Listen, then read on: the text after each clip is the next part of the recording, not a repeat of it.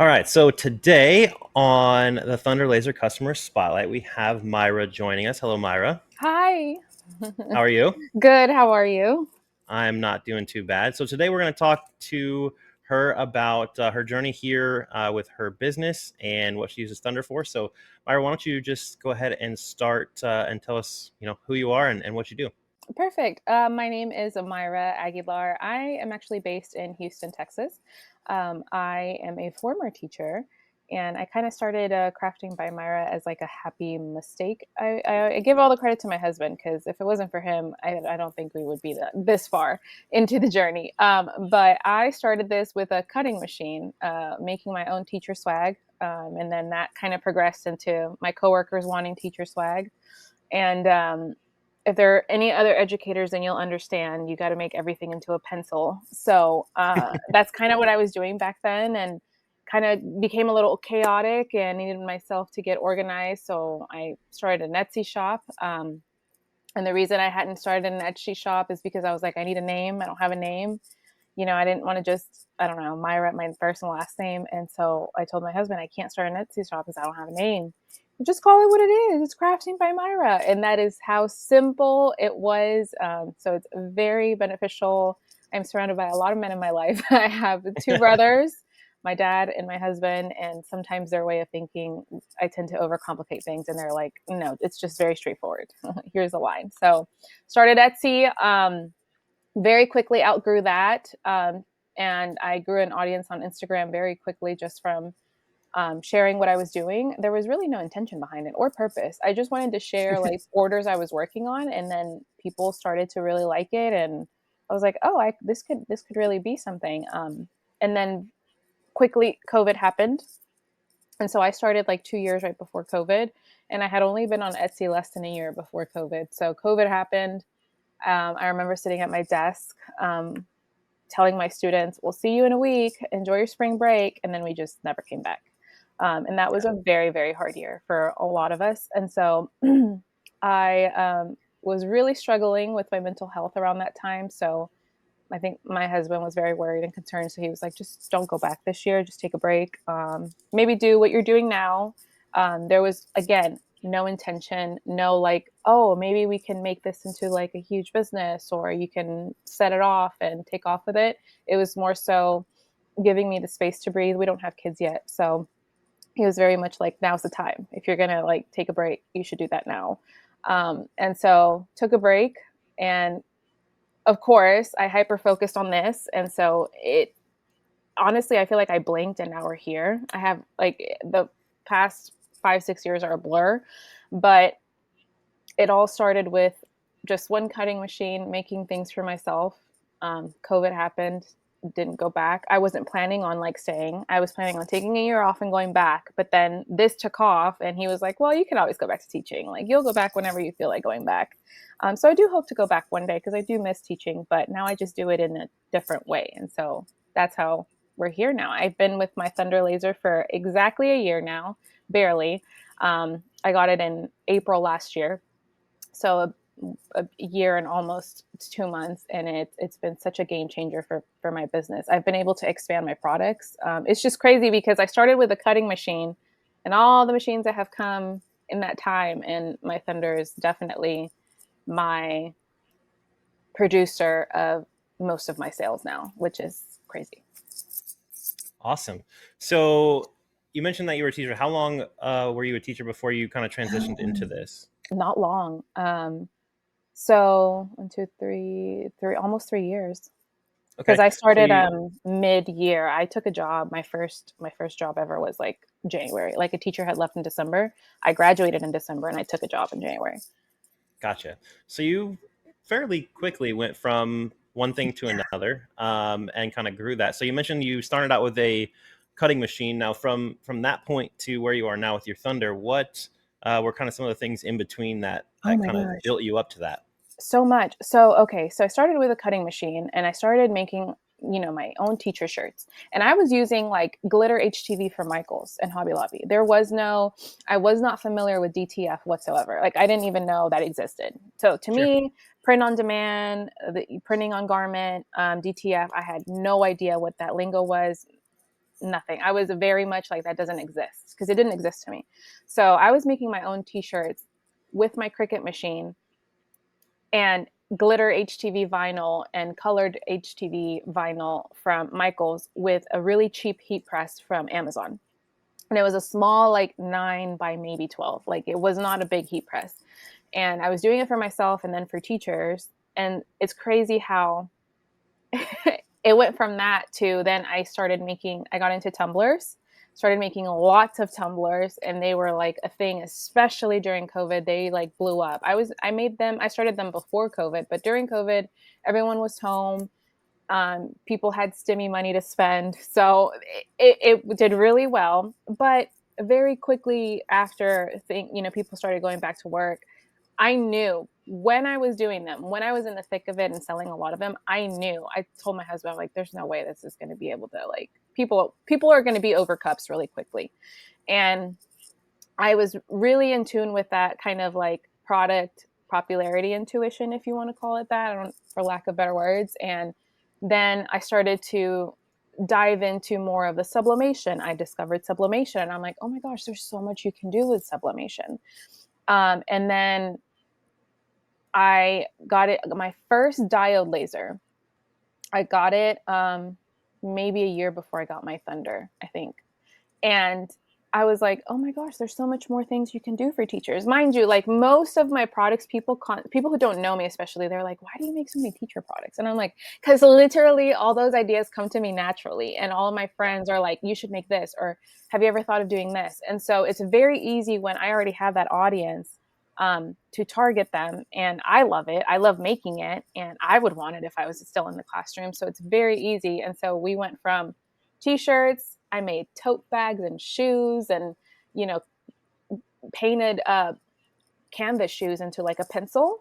And so you were really swagged out as a teacher I was a one-stop shop for teacher things. And so started getting into signs with my diode.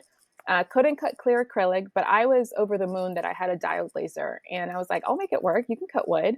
And so my very first diode laser was actually a 6 watt, which, I mean, I really pushed that little thing to its lit. I mean, I don't think it works anymore because I pushed it so hard. Um, and then I got a better diode laser, and I kind of expanded little by little my materials that I could do and how big I could make things. And then in between, obviously, sublimation. And then came, because right after my laser, I feel like then came the DTF, then came the 3D printing and stuff. But that's kind of how things evolved over time. And I made signs before, like before I even had any type of laser, but my blanks were like from Walmart, from Hobby Lobby. And so with my Cricut, yes, you could cut like it's not even real wood, or I would glitter it. And now you can actually make your own, your own blanks with having a CO2 laser. Is like, it's just different. It's just like a different ballpark. Absolutely. I think your story is much like not only myself, but so many others getting really, you started a little bit before COVID happened, but Yeah. that kind of was the springboard for so many people. And I think that resonates with a lot of people. So cool to hear that. So what is the Thunder that you have now? And what would you say is your favorite qualities about it compared to some of the others you've used in the past?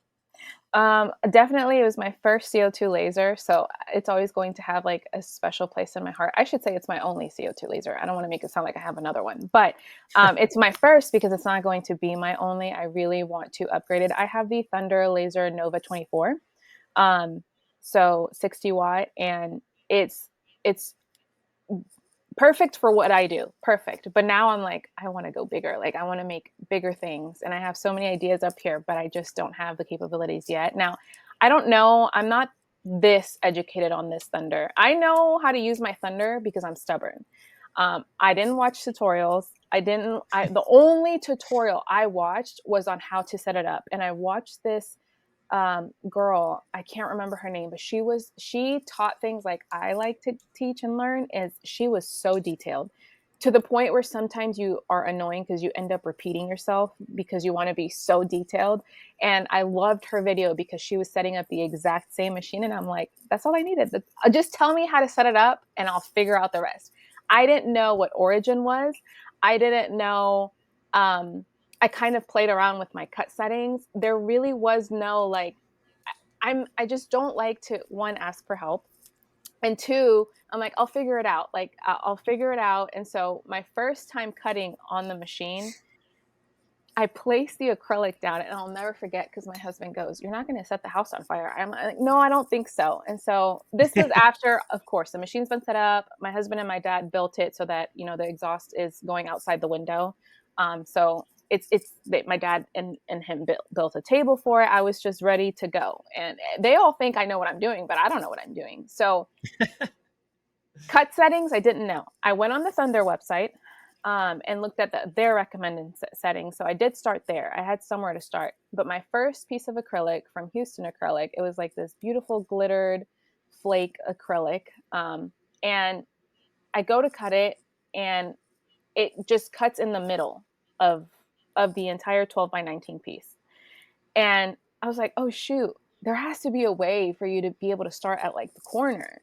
So when I say like I didn't know anything, I started to mess, and then I'm like, okay, well, origin is where the cut is going to start. And then you can place your origin, whether you want it in the left, right, bottom corner, whatever. I slowly started messing up enough material to where I was like, okay, I know what I'm doing now. And so just slowly like that, even with like engraving tumblers, I don't think I have that down yet. And I also don't have the right lens, but it's all just been testing things, seeing what works. You asked what I love about it, everything it can do. Like it literally is my money making machine. So I mean, and I love it. I love using it. Like it's the right size, but I'm like, I need a bigger one for the bigger ideas that I have, but we'll get there eventually. Awesome. Well, I think, again, similar to a lot of other people, they're intimidated by not knowing how to use something, but Absolutely. there's really no, in my opinion, reason to be, because you can get it figured out. It may take some trial and error, like you do. It may take, some different videos. People learn in different ways. Yeah. So I think the cool thing about Thunder is they have so many resources. They have so many other people that are willing to help, outside of their organization in the maker community, and you can get going fairly quickly without having Yeah. any knowledge. Yeah, absolutely. And now that you mention it, I don't think I would have remembered if you hadn't mentioned it. I remember even reaching out to Katie, things Katie makes, I think is, Yeah. and she, I mean, I knew her before I got a laser. We started following each other probably when I was knee deep into tumblers. And I don't know how she found me or how we found each other, but we started to follow each other, and she always was very nice and engaged with my content. I engaged with hers, and when she saw that I got the Thunder, I was like, "Oh yeah, I forgot you had one." So she actually has one, and so she has been nothing short of like nice. I think I've reached out like maybe once in regards to a question, but like just in general, just be encouraging. How encouraging she actually is. She was one of the first people that was like, "Oh my gosh, you're gonna do just fine." And like you said, it is intimidating. And I've even spoken to some of my friends who have other CO2 lasers similar size, and they're like, "It's so intimidating." And I'm like, "It is, but like it's also very addicting." So like once you kind of dip your toes, you kind of I'm very stubborn. As I feel like as creatives, we're very like stubborn and perfectionist like. So we'll figure it out. Like we're gonna For figure it sure. out. It might take a little, some of us might take the hard route, but there is so many resources. Even like the Facebook groups are helpful. And I am honestly mind blown because I consider myself mediocre compared to some of the people and how they speak about light burn and things.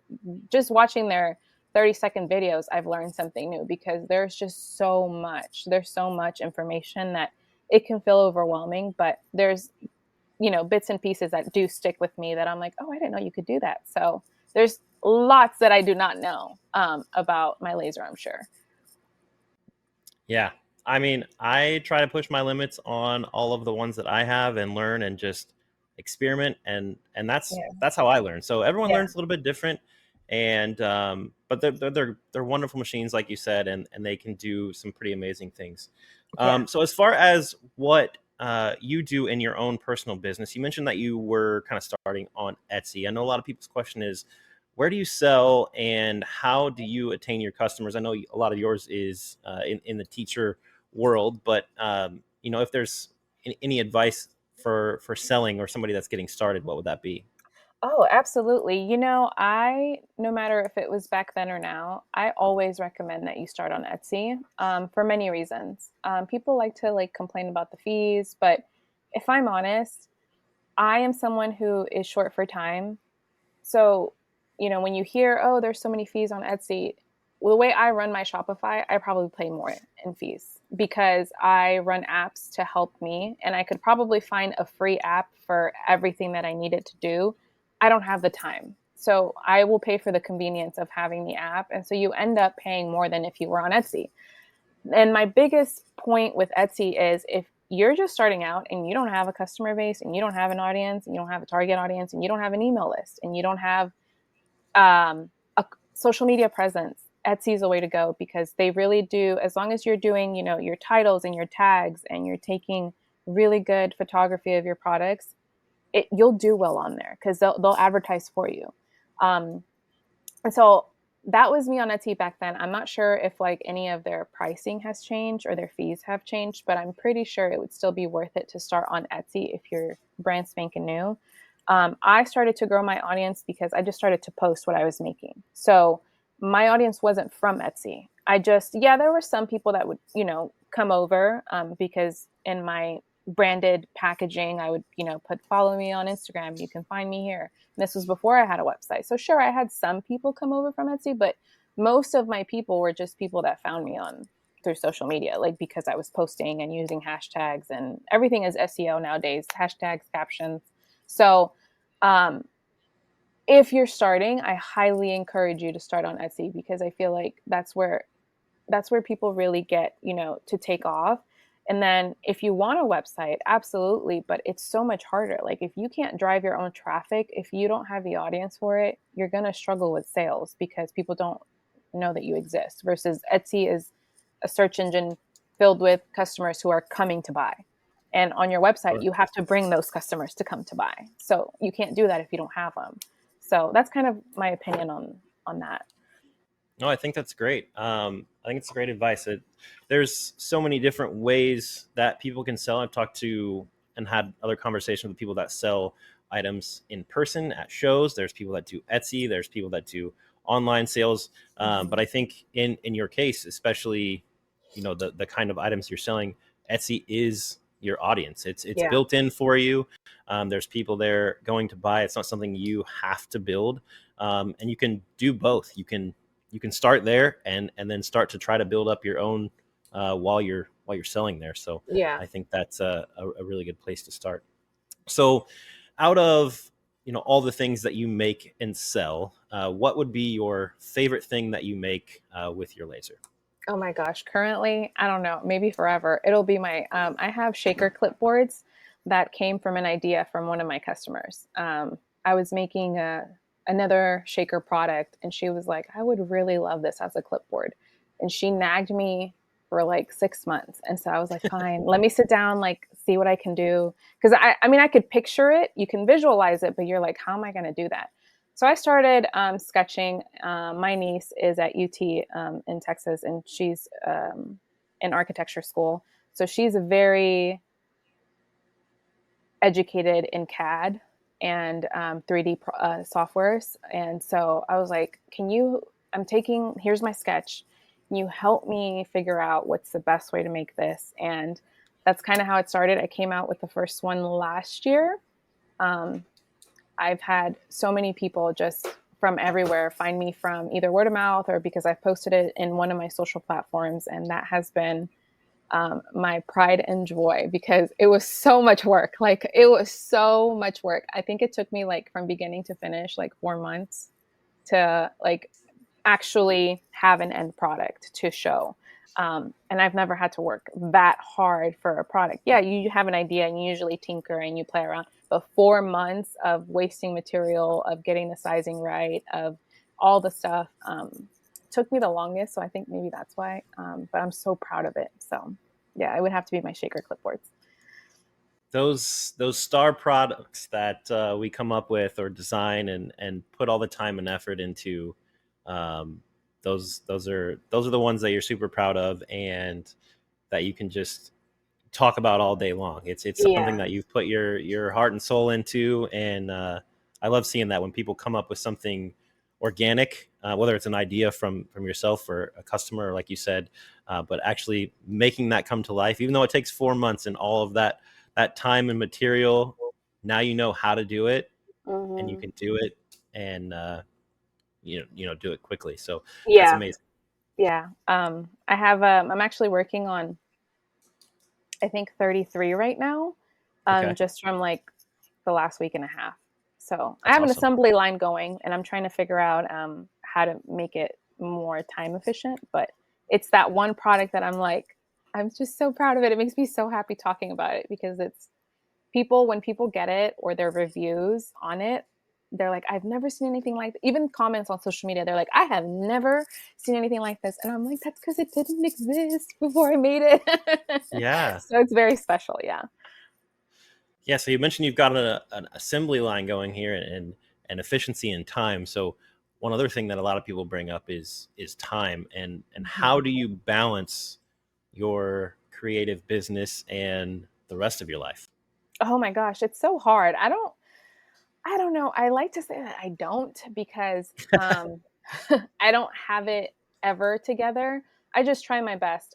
For example, I used to be, and this comes back from being a teacher, I used to be the first one there and the last one out. And I made really good friends with the custodians because they would let me in way before I was allowed to be in. Um, and I've kind of learned, especially in this, is it's a lot of hard work. It's a lot of literally blood, sweat, and tears that you pour into what you want to be successful. Um, and so I've done the part where I've sacrificed time with family or friends because I'm working on all these different projects simultaneously. I've done that. So now I've kind of set boundaries for myself because I am someone who needs structure. I am someone who needs, quote unquote, to step back and go eat lunch. If not, then I forget to eat. But now I just try my Same. best. I mean, on a daily basis, I'll get here at a decent time. And so for me, because it helps me, I'm not saying that anybody has to do this. I need to get up. I need to make myself coffee, eat something, maybe two boiled eggs. I don't know, something in my stomach so I'm not crabby in the mornings and get ready as if I was going to get ready to teach. Now, I'm not saying I get all zhuzhed up, but I try. I put some effort. Sometimes it won't, it's not going to happen. Like I come in an oversized t shirt and a bun and I'm wearing glasses and I'm not feeling it. But most of the time, that does help me feel more productive, feeling like I'm clocking in. Like, looking presentable, or so that way, if I need to be in a shoot for content or whatever, I don't have to feel like, oh, well, I'm not, my hair is a mess, or I don't feel. So I know that if I feel good, most of the time I'll have a good and productive day. Um, so for me in the mornings, that means getting here at a decent time, whether that's 7 or 8. Sometimes if I'm not feeling well, I end up getting here almost at 10, but then I try to stay till 7 or something like that. And then leaving at a decent time, leaving at 5 or 6 so that I can enjoy dinner with my husband, or making sure that I'm making time for that family time. And I try really hard not to work on weekends. I have been really busy, so the past 2 weekends I've had to work, but I'm okay with that. Like it's because it's for my products, and I'm okay with working. But still, I make it a point to come in here Saturday. We'll get here like at 11. I think we left like at 8. And then Sunday, I really only needed to come in for like 4 hours to kind of clean up. That way, Monday, I don't hate myself because I'm like, who closed up shop and why didn't they clean? So, um, little things like that just help me. But what helps me kind of stay focused day to day is kind of, I have like this three item rule where I come in.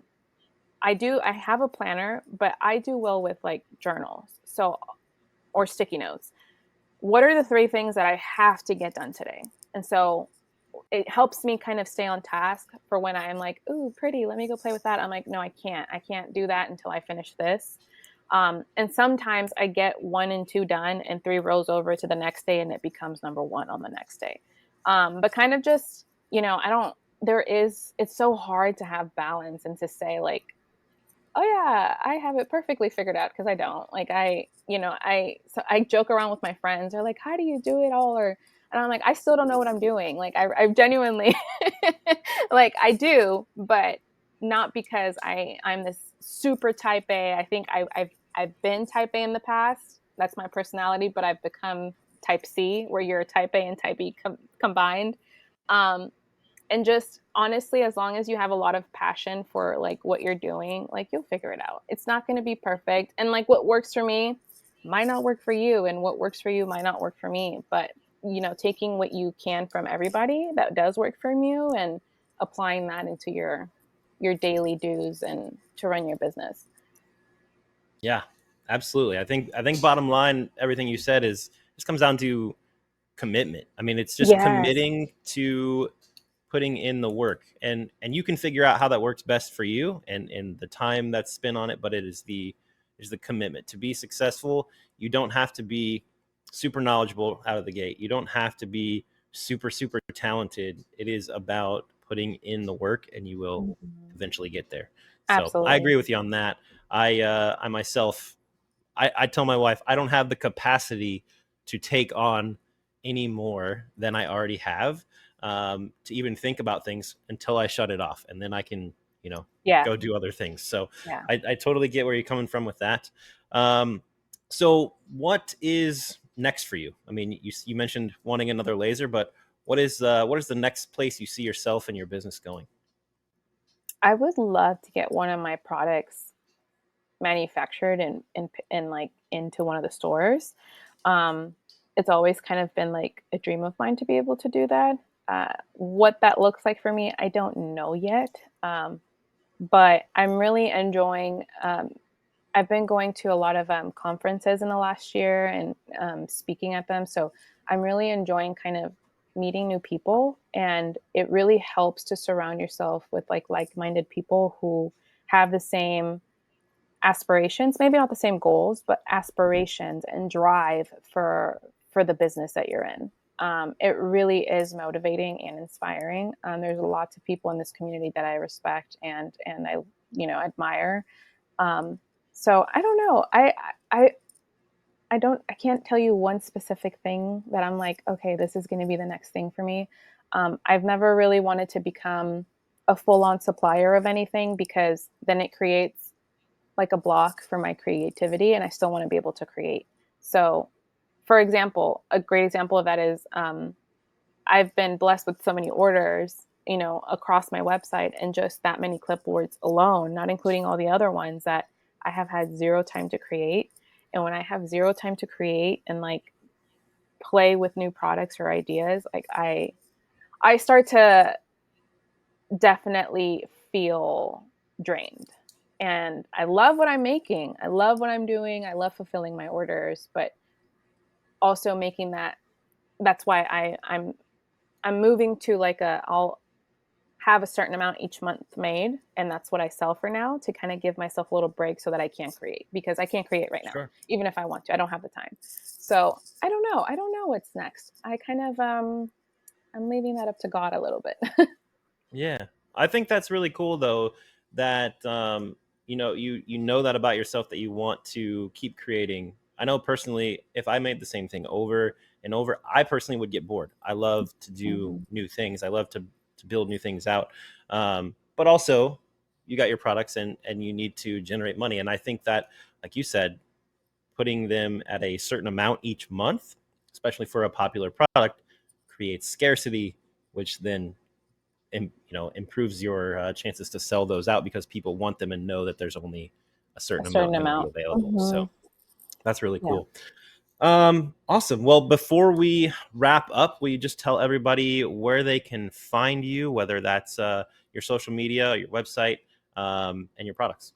Sure. You can find me pretty much on every single social platform: YouTube, TikTok, Pinterest, Instagram, uh, at Crafting by Myra, Mayra. And my website is just craftingbymyra.com. And I'm always happy to help. I'm not the best with my DMs. So if you ever have a question, I'm happy to help. I know we all started somewhere. So you're more than welcome to email me. And you can find that at info@craftingbymyra.com. But I do want to encourage everyone to just do it. Do it scared. Start. We all start somewhere, and it'll be worth it in the end. Love that. Love that. Well, thank you for joining me, and I hope to see your products on the shelves one day. Thank you, Sam. Thank you. I appreciate it.